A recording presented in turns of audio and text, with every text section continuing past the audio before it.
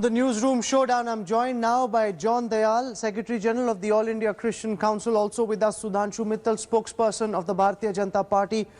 John Dayal, to you first, sir. The police said that you had no permission to protest. The police says you can't just march to the Home Minister's residence. They're saying they have to protect the residence of VIPs. What the Christian community members were trying to do was wrong.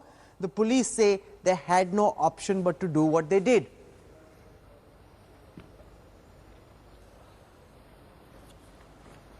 Hello. Sir. Can you hear me? Of course, I can. Because I can't hear you.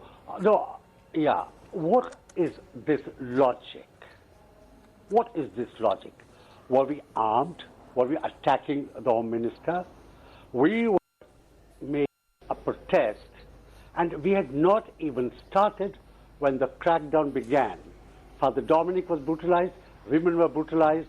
I was really pushed around, picked up bodily, and pushed into a car, into the bus, that is. Were we doing anything when we were attacked? Women were dragged on the road. This is horrendous, and I must tell you, we conveyed this in the most strong terms to the Honorable Home Minister of India. Sudhanshu Mittal, why should this have been allowed? What was the police doing?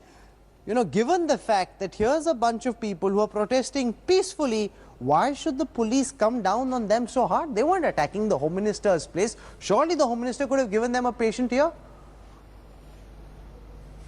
Rahul, I think the law of land must be universally applicable.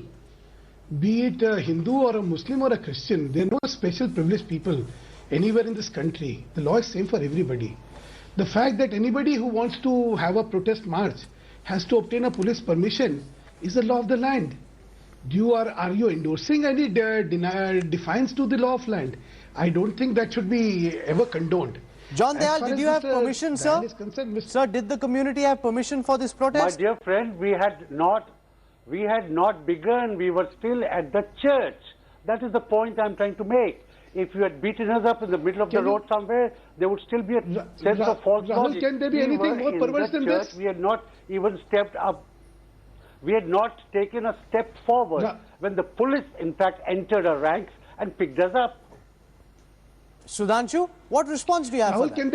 Rahul, can there be anything more perverse than what Mr. John Dayal is saying? I mean, it really surprises me that a community which I personally respect a lot for its education and for its law-abiding nature can come up with such frivolous arguments. No, what is the frivolous argument, Sudhanshu? They're standing inside a church, the cops enter the church, you're calling this perverse, you're calling it a frivolous argument. I'm not understanding what's up here. Rahul, that is not the truth. You have seen the footage yourself, which you are yourself showing. They are outside on the street. They are outside on the road. So saying that we are inside a church, where else this is not a fact, is not the right thing. But let me not get into this. I want to come to something more substantive. See, what is happening should neither be politicized or communalized. I make a very humble appeal to Mr. John Dayal. Mr. Dayal, a law and order situation of an isolated nature. Are you accusing the Christian community? One second, Sudhanshu, let me try and get you right. Are you accusing the Christian community of communalizing this? There have been 5 attacks in the past few weeks. Your police force has absolutely no clue about what's going on. And you are accusing those who've been attacked, those who've been hurt, of communalizing this? I don't understand you. Rahul, you just heard the police commissioner saying there were 206 thefts in temples. There are 100 odd thefts in mosques. In Gurdwaras, umpteen number of thefts and all take place. Are you going to say that a particular community is being targeted because of these things? Okay, John Dayal, respond to that. That there have been 265 thefts in the last 1 year in temples in Delhi. They say that doesn't get highlighted. You're overreacting. This is part of the overall law and order situation. Churches specifically are not being targeted. Don't link this with the Modi Sarkar. He's got nothing to do with this. If that is his defense, I rather pity him than censure him. Does he not understand 2 things? A, that the fact it's happening on mosques and temples and gurdwaras, is that not bad? A. B, does he not understand the difference between desecration and theft? In these churches, precious things have not been stolen. Holy things have been defiled. Is there not a difference? Is there not a difference between defiling of holy things, leaving precious things alone, and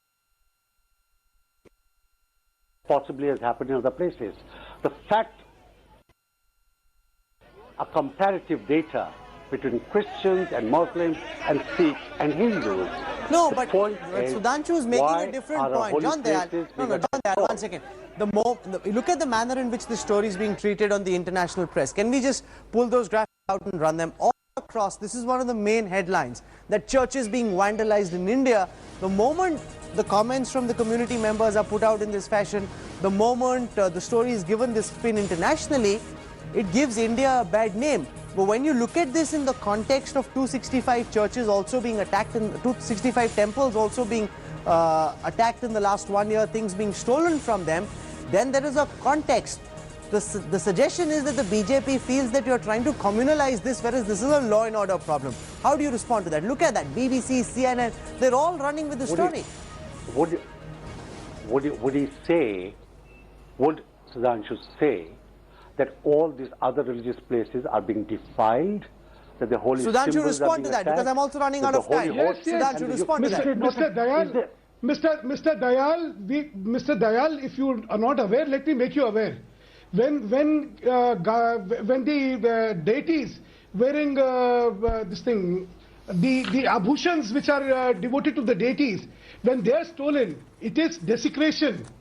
You know, this is a part of the worship. You know, all the ornaments which the deities are wearing, they are very valuable. And when they are stolen, it is a desecration of the temple. Okay, John Dayal, so quick final comments, sir. We're out of time. As I said, don't make a frivolous argument because you want to sensationalize, politicize, and criminalize the situation. Don't do it. You're doing a damage to this country. Please have a sense of responsibility for this country. Okay, you're leveling very serious charges. Give him an opportunity to respond. Sudhanshu, you've had your say. John Dayal. Yeah. Hold on. I think the Home Minister has made a far more sensible statement than the spokesman of the BJP. The Home Minister has accepted and agreed with our anguish. The fact is, how do the police implement it? We have to wait and see. But the Home Minister understood our anguish, at least that's the impression I got. Okay. And in his words, he had said that. I'm going to leave it over there. John Dayal, Sudhanshu Mittal for joining us. Thank you very much. Sudhanshu, 10 seconds. We all understand his anguish, please, but we humbly request to him that look at the country and don't politicize. Once again, don't link this with national pride, Sudhanshu. For heaven's sakes, this is a problem, you need to fix it. 5 attacks in quick succession raises suspicion about what's going on. Instead of saying, don't communalize this, don't link this with national pride, this is a story that will get picked up, and it's the responsibility of the Delhi police and the Ministry of Home Affairs, which is run by your government and your party, to try and clamp down on the problem. That's the Achhe Din you promised, not just to your voters, but to the entire country. Now, deliver us those Achhe Din. We're slipping into a break. When we return on the newsroom, the Jordanian